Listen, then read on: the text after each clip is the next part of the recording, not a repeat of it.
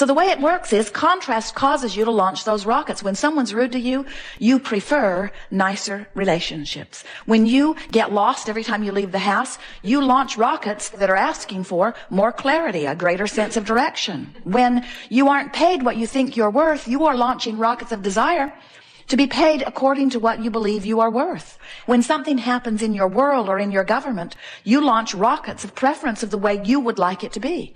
And all of those preferences are held for you, but cannot be realized by you in terms of manifestation until you consistently offer a vibration that matches them.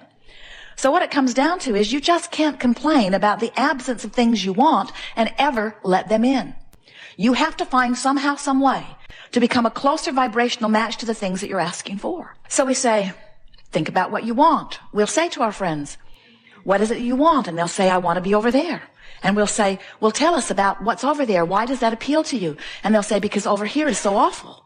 And we say, well, now we're talking about over here again. Let's talk about over there. And they say, all right, I really want to get over there. And we'll say, well, tell us what's over there. What will it be like when you're over there? And they'll say, oh, it will be so much better than over here.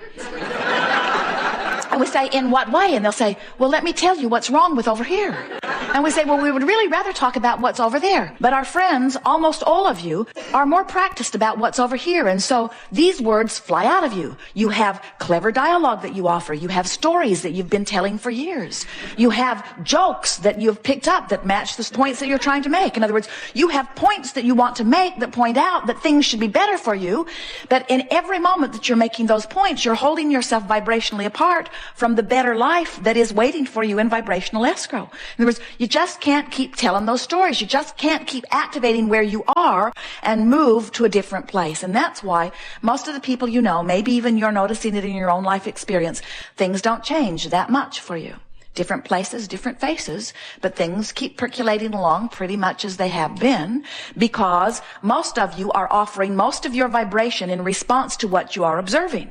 So you observe what is, you offer a vibration about what is, the universe matches what is, and then you observe what is. And then you observe what is, and you offer a vibration what is, the universe matches what is, and then you observe what is. And as you observe what is, you offer a vibration of what is, and the universe matches what is, and then you get more of what is.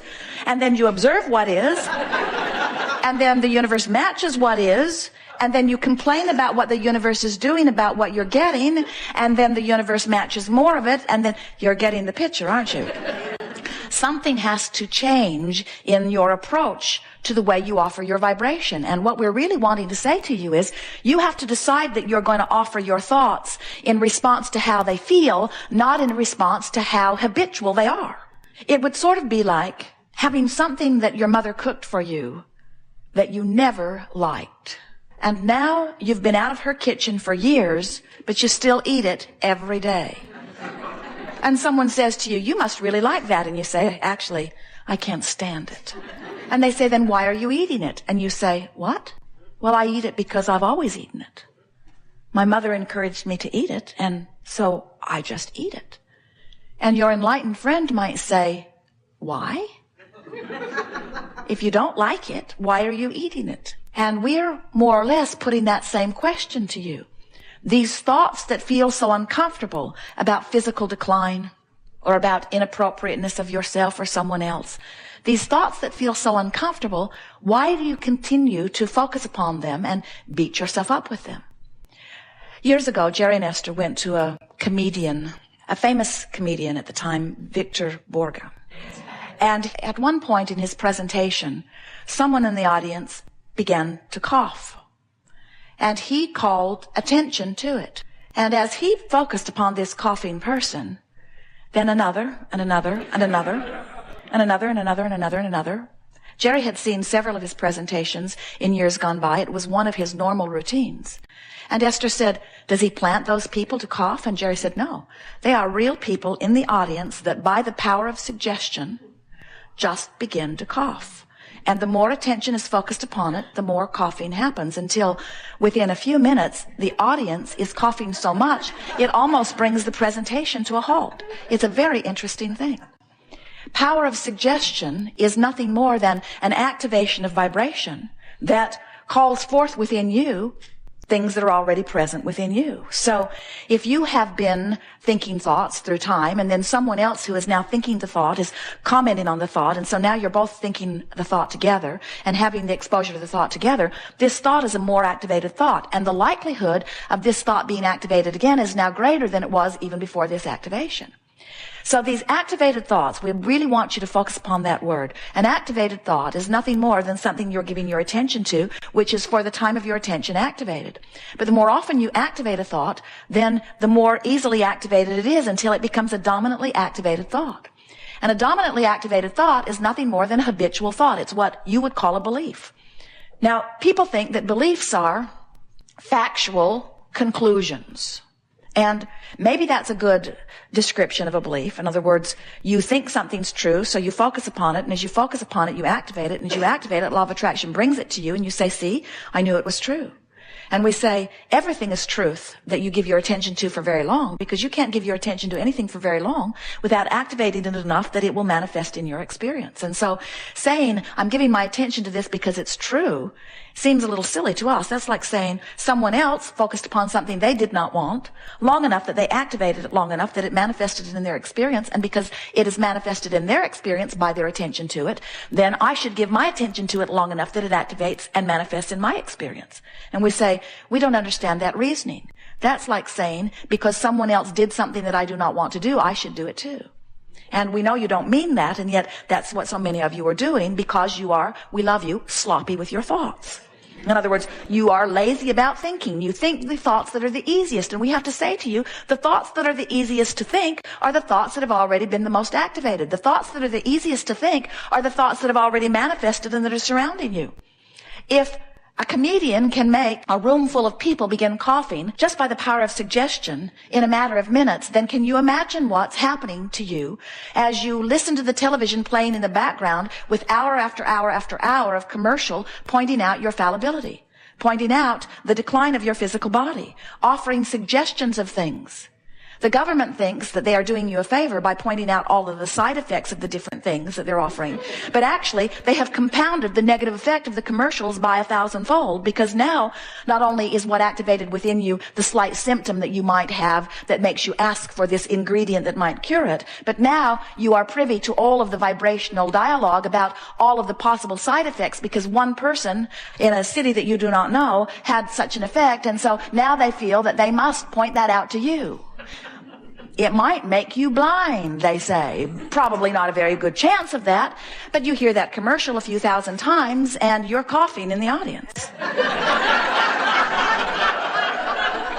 It's just the way it works, you see. Do you know that's what your negative emotion is? Please return to the highlighted route. Please return to the highlighted route. Is your indication that you are not now in vibrational alignment with what you are wanting. As kids, did you play the game hot and cold, where somebody knew where you were supposed to go and then they gave you guidance? You're colder, you're hotter, you're colder, you're hotter as you move closer or further from your destination. It's the same thing. Your guidance system is letting you know where you are, the vibrational relativity between where you say you want to be and what's waiting for you over there in vibrational escrow, and the thoughts that you're activating right now, which equal your point of attraction. You will never move toward something that you are vibrationally different from. So when you think about it, your vibrational escrow is full of all of the things that you've been thinking about. Some of them you want, some of them you don't want. And you can tell by the way you feel whether you're moving towards something that's going to feel good when it gets there, or whether you're moving towards something that doesn't feel so good when you get there. You know, you wake up, you're sort of ornery. You don't take time to think thoughts of appreciation. You just go with the flow of ornery. You were overwhelmed when you went to bed, and you feel a little overwhelmed when you wake up. And then in that vibration, one of your kids does something that is even compounding the irritation. And before you know it, you're announcing to yourself, this is going to be another one of those days. And we say, those are the kinds of days or moments that are moving you toward a manifestation that when it gets there, you're not going to like it. And when it gets there, you're going to say, if you've not been aware of your vibration, where did that come from? Just came out of the blue, you say. And we say, no, never. You were moving incrementally before it. Now we will say to you, and this is really worth making note of, 99.99 99.99% of every creation is complete before you see physical evidence. So you're filling your future full of all kinds of things, but you can tell by the way you feel which of those things you're moving toward that are going to please you when you get there, and which of those things that you're moving toward that are not going to please you when you get there. So our encouragement to you is to make a decision today. We'll wait for you. It's all right. Just open it up. She's trying to be very quiet, but it's not possible with that paper, is it? No reason to feel uncomfortable. There is only love and slight annoyance here. No annoyance. So when you realize that what's unfolding in your vibrational future is shown to you by the way you feel, then you reach a place where you really want to say, it matters how I feel. And when you make that decision that it matters how you feel, now you've activated your own personal guidance. Now you're never going to be lost in the desert again. You're never going to be disoriented again. We don't want you to fear your thoughts. You live in an environment with enormous latitude, on the brink of magnificent creation, on a platform that is based in well-being. In other words, it's not even a 50-50 chance that things will go bad for you. It's almost a sure thing that things will go wonderful for you. In fact, your legacy is one of well-being. It takes a lot of vibrational discord to go far from where you think you want to go. And you know what mixes you up about this? You see people create things like maybe a friend will die. And you think, most of you who don't want to die or don't want to die yet, you've accepted that you will, but you don't want to do it ever.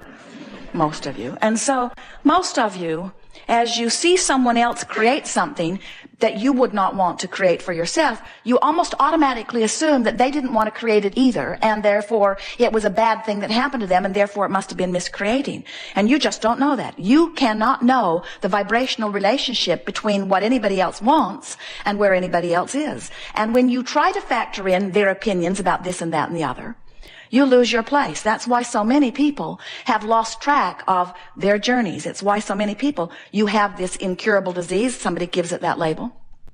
And the only reason they call it incurable is because they haven't seen a cure for it. Well, who are they who gets to decide the vibrational relationship between where you are and where you want to be?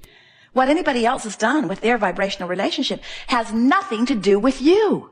The facts or the evidence of what anybody else has created about anything has nothing to do with you. How did they convince you that it has something to do with you? Early on, you must have stopped listening to your own guidance and started listening to guidance that was outside of you. And the problem with that is they're not all that interested. They can't stay undividedly focused upon you and the elements of your experience. You want them to. You expect them to. That's the reason that so many of you are resentful of your own parents. You ask the impossible of them. You wanted their undivided attention, and they could not begin to give you their undivided attention. No one can. But source energy gives you its undivided attention. And its undivided attention is a vibration of well-being.